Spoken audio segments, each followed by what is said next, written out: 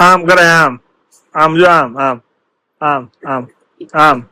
તો good morning guys. તો finally as it is schedule સવારે ઉઠ્યા અને અમારો સેશન લીધો. સેશનમાં જે વિટામિન એ વિશે વાત કરી સોનલ મેડમ છે, એમને મસ્ત સમજાવ્યું વિટામિન એના ફાયદા, ઇમ્યુનિટી સારી થાય, આંખની નેત્રહીનમાં ઘણો બધો ફરક પડે, ડાયજેશનમાં ઘણો બધો ફરક પડે, પછી આપણને ફંગસ થતી હોય એની અંદર મોટો ફરક પડે.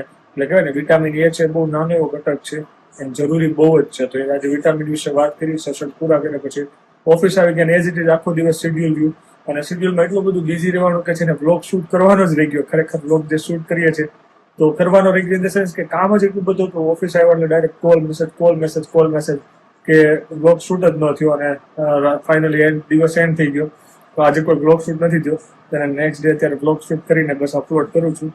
તો કન્ટિન્યુ બ્લોગ રાખવાના છે, સ્કીપ નહીં થાય. હું ધ્યાન રાખીશ કે કઈ રીતે હજી વધારે બેકઅપ થઈ શકે. તો ધીરે ધીરે હવે અપગ્રેડેશન લાવવાની ઈચ્છા છે, કારણ કે દિવસે દિવસે સેમ વસ્તુ જ બતાવ્યું છે. હજી કંઈક ચેન્જીસ કરવો છે બ્લોગની અંદર. ઘણા બધા વિડીયો જોવા છે પણ ટાઈમ નથી મળતો, પણ હવે કંઈક એનો ચેન્જીસ કરશું. તો બસ અત્યારે વર્ક કરીએ છીએ એઝ ઇટ ઇઝ. બસ વર્ણીનો વિડીયો શૂટ થયો તો એ તમને બતાવીશ. તો ચાલો ફટાફટ આ બ્લોગને કરીએ. શું સારું લાગે છે કમેન્ટ કરીને જણાવજો. મળીએ આપણે આવતીકાલે.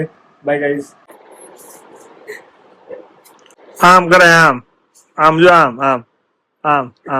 આમ લખવડાવું. ઉભી રે નહીં. અલે અલે એને હાથ નો અડાડો ને આમ ખાવાનું. જો આમ જો ખાય છે જ નાખું.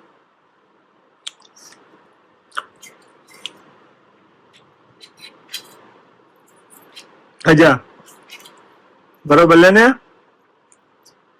કહું કે આ તું ખાઈ લઈને રમત જ થાય છે.